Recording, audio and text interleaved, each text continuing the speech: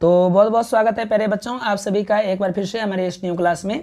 प्यारे बच्चों आज की इस क्लास में हम लोग बात करने वाले हैं आपके टेस्ट सीरीज के बारे में बच्चों, जो कि हम आपके लिए बहुत पहले से भी चलाते हुए आ रहे हैं। तो बच्चों यहाँ पे आपको हम टेस्ट सीरीज में वही क्वेश्चन आपको बताएंगे जो कि बच्चों आपके लिए इंपॉर्टेंट होने वाला है एग्जाम के लिए। बच्चों ये टेस्ट सीरीज बच्चों हम हर साल अपने ऑफलाइन जो है बच्चों कोचिंग में करवाते रहते हैं। तो बच्चों उससे जो होता है बच्चों काफ़ी ही हेल्प होती है स्टूडेंट को एग्जाम के समय में। ठीक है, तो आप बच्चों ये टेस्ट सीरीज में आपको जो जो क्वेश्चन बताएंगे आप सारे क्वेश्चन को ध्यानपूर्वक एनालिसिस करते हुए निकलिएगा।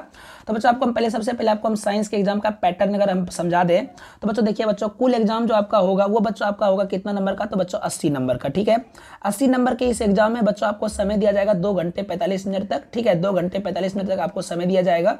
और बच्चों यहाँ पे जो है क्वेश्चन जो दिया जाएगा बच्चों 80 ऑब्जेक्टिव होंगे, जिसमें से कि बच्चों आपको 40 ऑब्जेक्टिव बनाना है। और बच्चों 24 जो है बच्चों वो आपके क्वेश्चन होंगे 2 नंबर वाले, जिसमें कि बच्चों आपको 12 क्वेश्चन को बनाना है। ठीक है, 6 क्वेश्चन होंगे बच्चों वो आपके होंगे 5 या 6 नंबर वाले, जिसमें कि बच्चों आपको 3 क्वेश्चन को बनाना है। ये बच्चों आपका पैटर्न है एग्जाम का। ये सारे क्वेश्चन को सॉल्व करने के लिए आपको 2 घंटे 45 मिनट का समय दिया जाएगा। ठीक है बच्चों, अब हम बात करें बच्चों क्वेश्चन का, तो देखिए आप क्वेश्चन किस प्रकार से है इस बार के आपके सेट में। तो बच्चों क्वेश्चन है कि पहला क्वेश्चन में कि गोलीय दर्पण के परावर्तक पृष्ठ की वृत्ताकार सीमा रेखा का व्यास जो है वो क्या कहलाता है। तो बच्चों देखिए गोलीय दर्पण जो होते हैं इसका जो बच्चों ये व्यास जो होता है, व्यास को हम लोग क्या कहते हैं बच्चों, तो इसको हम लोग कहते हैं द्वारक। ठीक है बच्चों, तो राइट आंसर आपका देखिए यहाँ पे ऑप्शन नंबर डी में है, राइट आंसर डी नंबर हो जाएगा। अगला क्वेश्चन में क्या है बच्चों कि निम्न में से किस दर्पण की फोकस दूरी जो है धनात्मक होती है। तो बच्चों देखिए उत्तल दर्पण की जो फोकस दूरी है वो धनात्मक होती है, जबकि अवतल दर्पण की फोकस दूरी जो है बच्चों वो ऋणात्मक होती है। अगला क्वेश्चन में यहाँ पे क्या है बच्चों कि किस रंग का जो है तरंग दैर्घ्य सबसे बड़ा मतलब सबसे अधिक होता है। तो बच्चों याद रखिएगा लाल का सबसे अधिक होता है तरंग दैर्घ्य, और बैगनी का जो होता है बच्चों सबसे कम होता है तरंग दैर्घ्य। ठीक है, तो अगला क्वेश्चन पे आते हैं बच्चों। अगला क्वेश्चन में यहाँ पे कहा है कि किसी वस्तु का प्रतिबिंब आंख के किस भाग पर पड़ता है। तो बच्चों वस्तु का जो प्रतिबिंब होता है वो आपके रेटिना पे पड़ता है। ठीक है बच्चों, अगले क्वेश्चन पे आते हैं कहा है कि निम्न में से किस माध्यम में प्रकाश की चाल सबसे अधिक होती है। तो बच्चों प्रकाश की चाल जो है सबसे अधिक किस में होती है, निर्वात में होती है। ठीक है बच्चों, याद रखिएगा। अगला क्वेश्चन पे आते हैं कहा है कि दूरदृष्टि वाला नेत्र साफ साफ क्या नहीं देख सकता है। तो बच्चों याद रखिएगा ये जस्ट ही उल्टा होता है। ठीक है ना, ये जो है बच्चों जो बच्चों यहाँ पे देखिए दूरदृष्टि जो दोष होता है जिसको वो दूर की वस्तु को जो होता है बच्चों वो साफ साफ जो है नहीं देख सकता है। ठीक है ना, सॉरी बच्चों साफ साफ देख सकता है दूर की वस्तु को। तो बच्चों राइट आंसर हो जाएगा आपका ऑप्शन नंबर बी। ध्यान में रखिएगा बच्चों ये उल्टा होता है थोड़ा सा। ठीक है, मतलब जिसको दूरदृष्टि दोष है वो निकट की वस्तु को साफ साफ नहीं देख सकता है, लेकिन दूर की वस्तु को देख लेता है। ठीक है, जबकि जिसको निकट दृष्टि दोष होते हैं वो क्या होता है बच्चों, तो वो निकट की वस्तु को साफ साफ देखते हैं बल्कि दूर की वस्तु को साफ साफ नहीं देख सकते हैं। ये बात को ध्यान में रखिएगा। अगला क्वेश्चन में यहाँ पे है कि एक अभिसारी किरण पुंज जो है समतल दर्पण पर आपतित होती है, तो परावर्तित किरण पुंज क्या कहलाएगा। तो बच्चों याद रखिएगा ये जो है बच्चों आपके अभिसारी किरण पुंज कहलाएंगे। ठीक है, मतलब एक जगह आकर के जो आपतित हो रहे हैं एक जगह पे तो वो हो जाएगा कि बच्चों क्या हमारा अभिसारी। ठीक है, किरण पुंज। अगला क्वेश्चन में आते हैं बच्चों कहा है कि यदि एक प्रिज्म से एक वर्णी किरण गुजरे तो इसका क्या नहीं होगा। तो बच्चों एक वर्णी जब किरण गुजरेंगे ठीक है तो इसका क्या नहीं होगा बच्चों, तो इसका जो है वर्ण विक्षेपण नहीं होगा। ठीक है, एक वर्णी किरण में वर्ण विक्षेपण जो है प्रिज्म से गुजरने पे नहीं होता है। अगला क्वेश्चन पे आते हैं बच्चों। यहाँ पे कहा है कि वायु में कांच के उत्तल लेंस की वायु में शक्ति क्या होती है। तो देखिए बच्चों ये जो है आपका क्या शक्ति क्या होता है बच्चों, इसका राइट आंसर होता है धनात्मक हो जाएगा। ठीक है बच्चों, अगले क्वेश्चन पे आते हैं कहा है कि जल की एक गोलीय बूंद में व्यास के अनुदिश आपतित किरण का कितनी बार अपवर्तन होगा। तो बच्चों कितनी बार अपवर्तन होगा, तो बच्चों ये एक बार होगा। ठीक है बच्चों, अगले क्वेश्चन पे आते हैं। यहाँ पे क्वेश्चन में क्या है कि स्विच लगाए जाते हैं। तो बच्चों देखिए स्विच जो है किस में लगाए जाते हैं बच्चों, तो इनमें से सभी में लगाए जाते हैं। ठीक है, मतलब भूयोजित तार में, ठंडे तार में, गर्म तार में, सभी में बच्चों स्विच को लगाए जाते हैं। तो राइट आंसर बच्चों हो जाएगा ऑप्शन नंबर डी हो जाएंगे। अगला क्वेश्चन है बच्चों कि जल बटे कूलम बराबर क्या होता है, तो बच्चों वोल्ट होता है। ठीक है, अगला क्वेश्चन को देखिए बच्चों। यहाँ पे कहा है कि चुंबकीय क्षेत्र का एसआई मात्रक क्या होता है। तो बच्चों चुंबकीय क्षेत्र का एसआई मात्रक टेस्ला होता है, ये तो हम कई बार आपको बता भी चुके हैं बच्चों। अगला क्वेश्चन पे आते हैं कहा है कि विद्युत धारा के किस प्रभाव पर कार्य करता है। तो बच्चों ये जो है आपके किस प्रभाव पर कार्य करता है बच्चों, तो चुंबकीय प्रभाव पर कार्य करता है। ऑप्शन नंबर कहीं होगा बच्चों, हाँ यहाँ पे देखिए बच्चों ऑप्शन नंबर सी में दिया हुआ है चुंबकीय प्रभाव पर। ठीक है, अगला क्वेश्चन में यहाँ पे कहा है बच्चों डायनेमो जो है वो क्या बदलता है। तो बच्चों डायनेमो जो होते हैं ये क्या बदलते हैं, तो बच्चों यांत्रिक ऊर्जा को विद्युत ऊर्जा में बदलता है। ठीक है, तो ऑप्शन नंबर बच्चों हो जाएगा आपका बी। अगले क्वेश्चन पे आते हैं प्यारे बच्चों। अगला क्वेश्चन यहाँ पे देखिए क्या कहा है। अगला क्वेश्चन में कहा है कि अपवर्तनांक का रंग जो है वो किस पर निर्भर, अपवर्तनांक का रंग जो है रंग पर निर्भर करना क्या कहलाता है। तो अपवर्तनांक का रंग पर निर्भर जो होना यह आपका क्या कहलाता है बच्चों, तो यह आपका कहलाता है परावर्तन। ठीक है बच्चों। अगले क्वेश्चन पे आते हैं। एक मोटाकार के पारदर्शी दर्पण में बना प्रतिबिंब क्या होता है।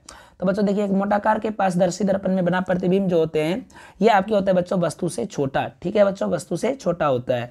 अगला क्वेश्चन पे आइए बच्चों। अगला क्वेश्चन में कहा है कि एक विद्युत सेल से धारा प्राप्त करने पर इसके सिरे के बीच विभवांतर का मान हो जाता है। तो बच्चों क्या हो जाता है बच्चों, एक विद्युत सेल से धारा प्राप्त करने पर इसके सिरे के बीच विभवांतर का मान क्या हो जाता है। तो बच्चों इसका मान जो होता है बच्चों वो विद्युत वाहक बल से कम हो जाता है। ठीक है, राइट आंसर हो जाएगा बच्चों आपका सी, 18 का हो जाएगा सी। अगला क्वेश्चन पे आते हैं बच्चों। का है कि एक अवतल दर्पण के ध्रुव एवं फोकस के ठीक बीच स्थित बिंब के लिए आवर्धन इनमें से क्या होगा। तो बच्चों एक होगा। ठीक है बच्चों, तो 19 का ऑप्शन नंबर, सॉरी बच्चों एक नहीं होगा बच्चों, एक तो नहीं हो सकता है, नहीं बच्चों सॉरी फॉर डैट, ये आपका हो जाएगा बच्चों हाफ होगा। ठीक है, मतलब ये पॉइंट में आएगा बच्चों कुछ, तो 0 पॉइंट में ही आएगा, तो ये बच्चों हाफ के बराबर हो जाता है हमारा। ठीक है ना, तो यही आंसर हो जाएगा बच्चों। अगला क्वेश्चन पे आते हैं बच्चों। जीवाश्म ईंधन के जलने से किनके ऑक्साइड जो है उत्पन्न होते हैं। तो बच्चों जीवाश्म ईंधन जब जलता है तो इसमें बच्चों जो होता है सल्फर भी होता है और कार्बन, नाइट्रोजन, तो बच्चों इनमें से सभी हो जाएगा। अगला क्वेश्चन पे आते हैं बच्चों। कहा है कि विद्युत प्रतिरोधकता का एसआई मात्रक क्या होता है। तो बच्चों विद्युत प्रतिरोधकता का एसआई मात्रक जो होता है बच्चों ओम मीटर होता है। क्या होता है बच्चों, ओम मीटर। ठीक है। अगला क्वेश्चन पे आते हैं बच्चों। कहा है कि चुंबकीय फ्लक्स में परिवर्तन की दर का एसआई मात्रक क्या है। तो बच्चों चुंबकीय फ्लक्स में परिवर्तन की दर का एसआई मात्रक जो है बच्चों वो क्या कहलाते हैं। तो बच्चों वो कहलाते हैं वेबर। ठीक है बच्चों, वेबर कहलाते हैं। अगला क्वेश्चन पे आते हैं बच्चों। यहाँ पे कहा है कि समांग माध्यम से प्रकाश गमन करता है। तो बच्चों समांग माध्यम से जो प्रकाश गमन करता है इसको हम लोग कहते हैं सरल रेखा में। कहाँ पे गमन करता है बच्चों, सरल रेखा में।